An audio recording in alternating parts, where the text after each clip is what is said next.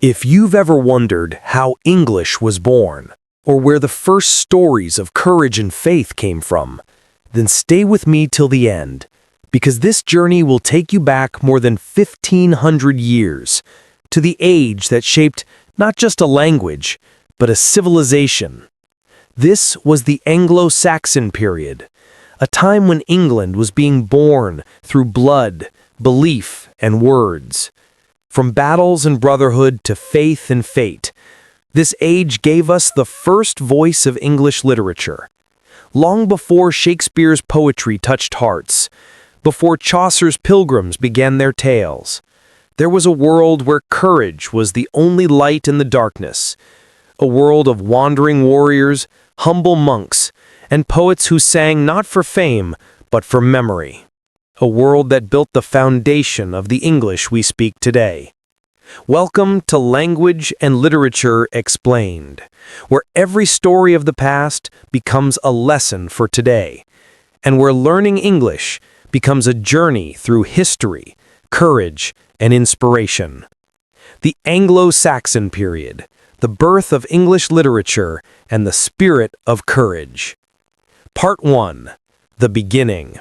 449 AD to 1066 AD. The story begins in 449 AD, when three powerful tribes, the Angles, Saxons, and Jutes, sailed from northern Europe to Britain after the fall of Rome.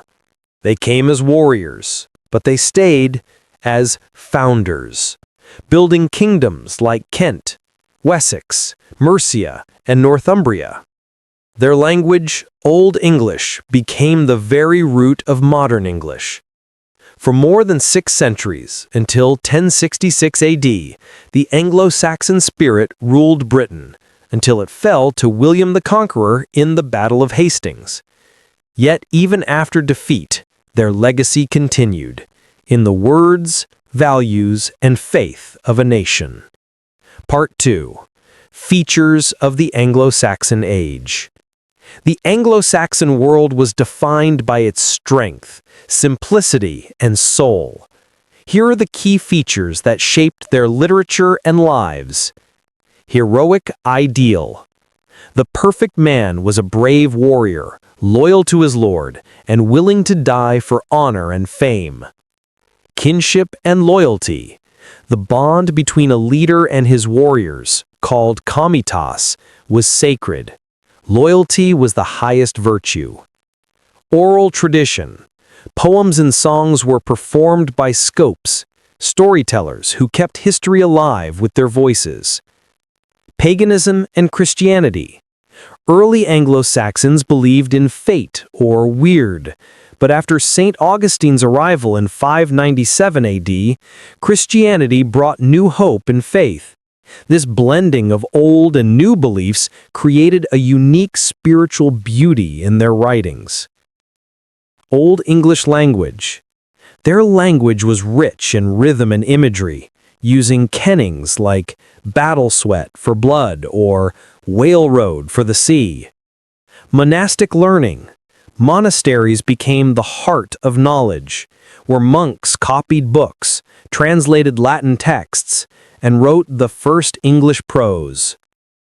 Part 3. Themes of Anglo-Saxon literature. Their literature was not just about war, it was about life, death, faith, and destiny. Here are the great themes that echo through their poetry and prose. Heroism and bravery. Beowulf stands as the greatest example, a hero who fights monsters not just for glory, but for the protection of his people. Fate and faith. The idea of weird or fate ruled their world, yet the Christian influence gave hope that divine will could change destiny. Exile and loneliness. The sadness of losing home, kin, or lord was a powerful theme, showing the deep emotional heart of this culture. Religious devotion. With Christianity came moral reflection. Poets like Caedmon and Kinniewolf turned divine stories into moving verses. Glory and immortality. They believe that noble deeds and true words could outlive death, that memory itself was eternal. Part 4. Important Writers and Works. Anonymous poet of Beowulf, the creator of the first great English epic, blending courage and Christian faith. Caedmon, a humble shepherd who, inspired by divine vision, wrote Caedmon's Hymn, the earliest English poem. Kenilworth, one of the few poets who signed his name, author of Elaine and Juliana. Venerable Bede, a monk and historian who wrote The Ecclesiastical History of the English People, a cornerstone of English history. King Alfred the Great, not just a warrior king, but a scholar who translated Latin works into English and strengthened learning across his kingdom. Part 5. The End and Legacy. When William the Conqueror triumphed in 1066, the Anglo-Saxon age ended, but its spirit lived on. The courage of Beowulf, the faith of Caedmon, and the wisdom of Bede became part of the soul of English literature. Their world teaches us something timeless, that greatness is not born in peace, but in struggle. That language, once spoken by common warriors, can grow to unite the world. The sword may rust, but the story never dies. You've been watching Language and Literature Explained, where we bring history, courage, and words to life.